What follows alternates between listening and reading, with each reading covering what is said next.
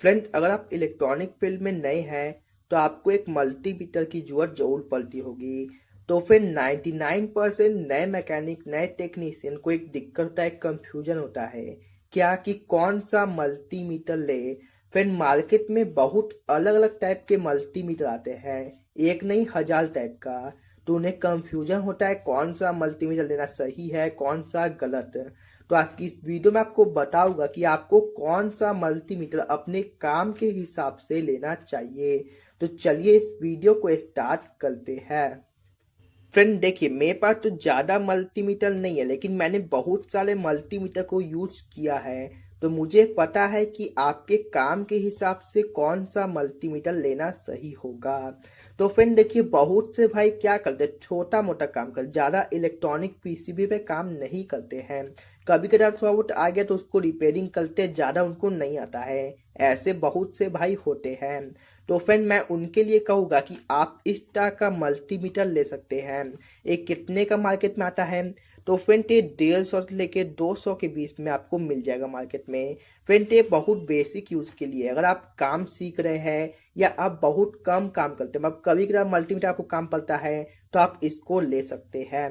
और से फ्रेंड अगर आप इलेक्ट्रॉनिक काम करना चाहते हैं, फुल फुल पीसीबी वर्क करना चाहते हैं, तो आपको ये मल्टीमीटर नहीं लेना चाहिए। बहुत से लोग कहते हैं कि अगर शुरुआत है आपका, आप काम सीख रहे हैं, काम सीखे तो आप ये लीजिए। लेकिन अगर आप काम सीख लिया, प्रैक्टिस करने वाले हैं, तो प्रैक्टिस के लिए आप ये वाला मल्टीमीटर नहीं लीजिए। अब फिर बहुत से भाई क्या करते हैं गलती से, कि जो आपका डिजिटल मल्टीमीटर होता है, जो आपका ऑटो मल्टीमीटर होता है बेसिकली, उसको लेते हैं। तो फिर जो आपका ऑटो मल्टीमीटर होता है, कम से कम आपका 1000 का आता ही है, सबसे कम दाम का। और ज्यादा आपका 1500, 1600, 1800, 3000 तक का भी आता है, उससे भी आपका महंगा आता है। तो फ्रेंड अगर आप नया नया काम सीख रहे हैं, तो आपको इतना महंगा मल्टीमीटर लेने का कोई जरूरत नहीं है। लेकिन फ्रेंड हाँ, ऑटो मल्टीमीटर में ये होता है कि आपका ऑटो मल्टीमीटर जल्दी खराब नहीं होता है, बहुत दिन तक चलता है। बार बार मल्टीमीटर पे पैसा खर्च नहीं करना चाहते, तो आप ऑटो मल्टीमीटर ले सकते हैं। और से फ्रेंड अगर आप नॉर्मल काम करते हैं और आपको हल्का एक्सपीरियंस है, तो आप इस तरह का मल्टीमीटर ले सकते हो, जो मैं 2 साल से तकरीबन यूज कर रहा हूँ। अभी तक इसमें मुझे कोई भी फॉल्ट या कोई भी दिक्कत देखने को नहीं मिला। हाँ, इसका प्रोब थोड़ा घटिया क्वालिटी का है, लेकिन फ्रेंड कोई भी आप मल्टीमीटर लेते चाहे 1000 2000 का प्रोब घटिया क्वालिटी का ही होता है, उतना कोई खास क्वालिटी नहीं होता है, वो 1 साल में ही खराब हो जाएगा।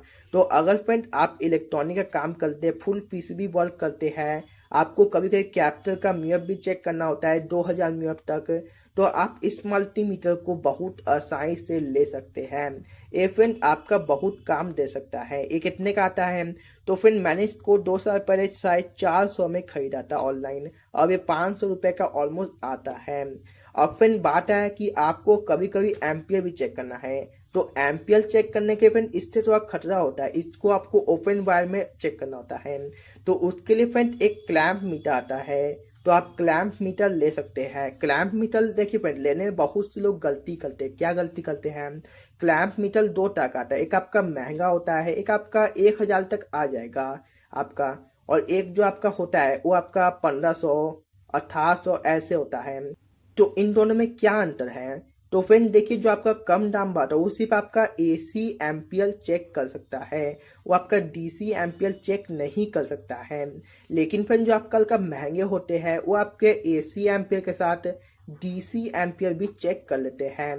तो फ्रेंड अगर आपको इन्वर्टर का काम होता है, जो आप इन्वर्टर इंस्टॉल करते हैं, रिपेयरिंग करते हैं, तो आपको एसी के साथ डीसी एम्पियर चेक करने वाला भी क्रैम्प मीटर चाहिए, क्योंकि आपको बैटरी का भी एम्पियर चेक करना पड़ सकता है।